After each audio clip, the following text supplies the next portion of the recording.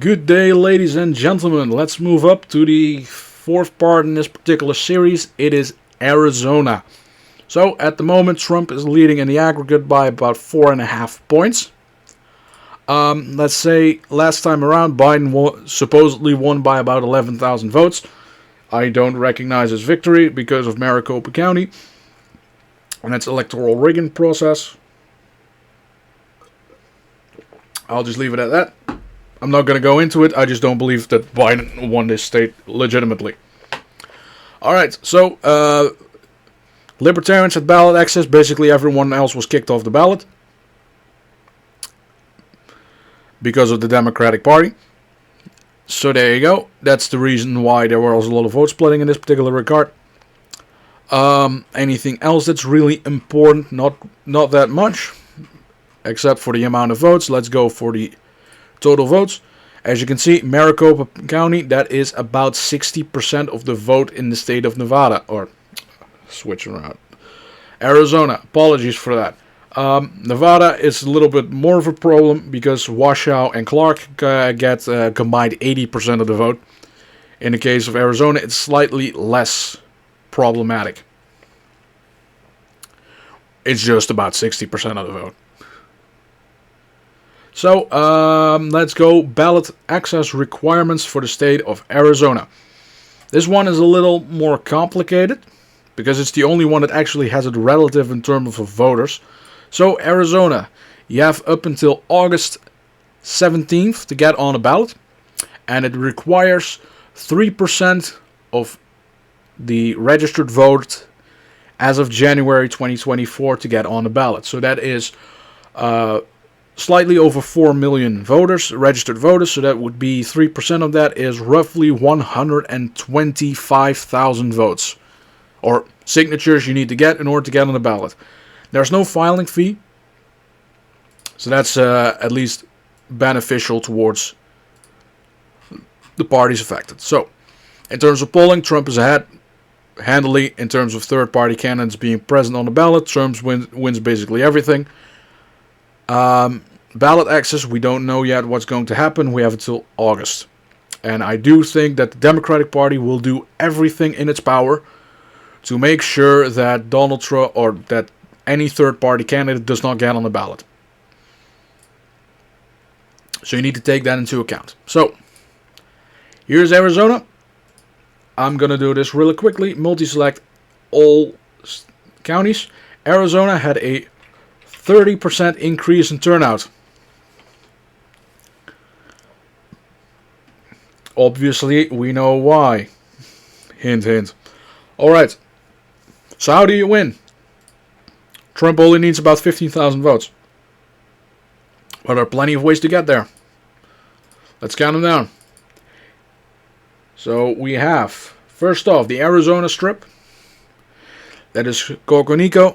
And that's Mojave. Trump won by about 50,000 votes in this particular two counties. Funny thing about it is you can shift it slightly towards the right. You're already there. 1 point would be sufficient, I think. Maybe 2 points. Next up, we have the Colorado Plateau, which is the aforementioned counties. However, we're adding Apache, Navajo, Gila, and Yavapai to it. Trump plus 100,000 overflow. This particular region, you can shift it about, I would say, 1 point to the right, maybe 2 points to the right, and you got it. The next one, Northern Arizona, the same as we have right now, minus Gila. We have the Grand Canyon, which is basically the same as the aforementioned Arizona Strip. We have Southern Arizona, which would be Yuma, Maricopa, Pinal, Pima, Santa Cruz, Cochise, and Graham. This went to Biden by 3 points. If you get this even, you win. And they have the Phoenix metropolitan area, which is just nothing more than Maricopa and Pinal, and you also get there. So, how would Trump manage to eke out a victory in this particular regard? That's actually rather simple. The only thing you have to do, Maricopa, 1 point to the right, There you go. You got it.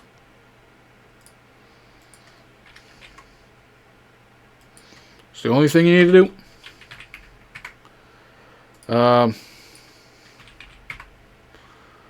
So let's say Trump wins or is basically a draw in this particular county. There you go. Trump +1 in the state. That's all you need. So let's say Trump does it a little differently, and we have the congressional districts. So we have Mojave, we have La Paz, we have Yuma. So this is basically most of Paul Gosar's district. If this were to go 1 point to the right, doesn't really do much. So what I wanted to see is, let's say we take the entirety of this, we'll put the Republican counties in, and we have an overflow of 200,000. Let's say this goes and it gets a victory for Trump by about 28 points. There you go, you win the state. Apache, this is mostly Native American territory. Biden +30. Coconico, same. Coconino. I always say C at the end. I don't know why that is. So that is a 25-point victory for Biden. Santa Cruz, this is mostly, well, I would say desperados that fled the Mexican government. That's about a 35-point victory for Biden against the criminals. Pima, this is where Tucson is. Tucson is this particular corner right here on the top. Everything else is basically Republican territory, aside from this. Arizona is a state that could really work a lot better if you just split up most of these counties. I think Yuma is too big already. I think Pima is too big. I think Maricopa definitely needs to be split up right about here. So you have that pincer at Pinal at the top here. Just go straight north towards Yavapai, everything to the right, make it a new county, everything to the left, keep it as Maricopa. There you go. You fixed the corruption issue in the state of Arizona. Quite handily, actually. My rant for the day. So, Arizona, it's actually really simple and really easy for Trump to win. The only thing you need to do is manage to scramble about 20,000 votes. Very simple. However, that does not include the margin of fraud, as I will call it. So, let's go. Turnout increases once again by 30 points. Let's say the Democrats somehow manage to print enough ballots to get Maricopa County 5 points towards victory. Okay? How do you get to win as a Republican? Well, we take Biggs, his district. We take the district of Siscomani, which is basically this. We take the district of Eli Crane, which is this. And basically everything like this. Let's say we get this in ridiculous turnout, we get to shift this 5 points to the right. You still don't get there. Let's say Pima County, we get a 2 points towards the right. You still don't get there. Let's say you get Santa Cruz 5 points to the right. You still don't get there. This is why Maricopa County is really a problem that needs to be solved. And I don't think it can be solved by conventional means. I think this can only be resolved with the US military intervening. That's how corrupt Maricopa County is. So, if the margin of fraud in Maricopa County becomes 5 points, there is no chance in hell that Trump wins the state.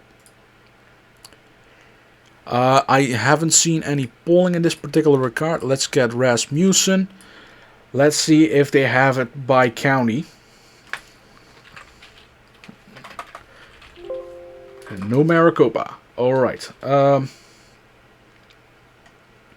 Funny thing about the polling in Arizona, it is 2/3 of the voters in the state of Arizona are worried that cheating will affect this year's election. And many of them don't trust the electoral voting machines. Well, duh. That's obvious. I mean, Elizabeth Warren, Amy Klobuchar, and Ronald Wyden, 3 Democrat senators, made a documentary in 2018 about voting machines and how completely broken they were. But that is something that they really don't want to talk about anymore, obviously. I want to see the top lines. That's fine. Let's see.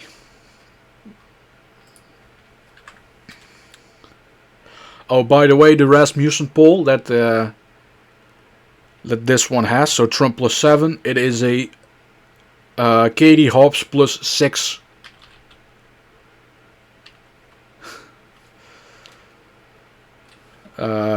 Demographic, just so you know. I don't think that full demographic breakdown, maybe they have it here.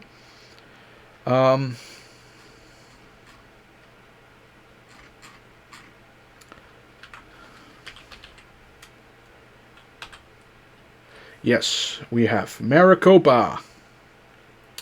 We have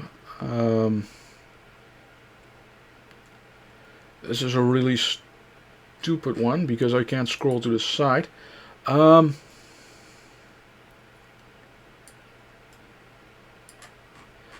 we have this. Let's start at the top. So,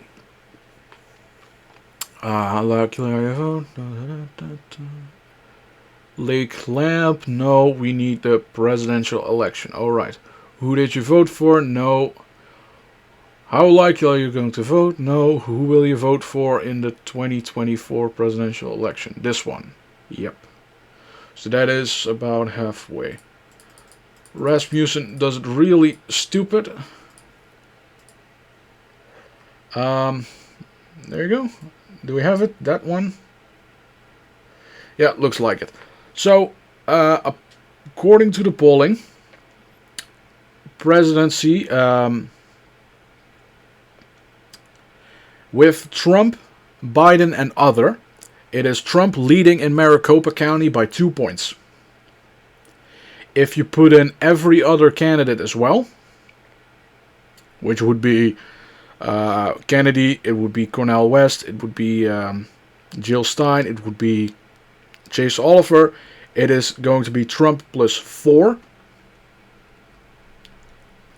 as a term of demographic. Important to note here is that Kari Lake is losing Maricopa County by 10 points in an expanded ballot. That's how bad she is performing. And let's do the Arizona Senate election as well, because why not? Let's say we move this particular county 8 points to the left. Well then, there you go. There is just no conceivable way for you to win. So you take all the Republican counties, including Northern Arizona. You take Santa Cruz, you take Pima. You move this 10 points to the right. Guess what? You still lose. With this, basically, in terms of polling, if Rasmussen is correct, and I think Rasmussen is one of the more accurate pollsters in the state of Arizona, there's just no conceivable way for Kari Lake to win the Senate election. And she is herself to blame. So that is Arizona. Next up, I'm going to do New Mexico because it's right adjacent to it. And it fits kind of with the theming of when they got statehood. So, thank you kindly for watching. See you next time. Cheers.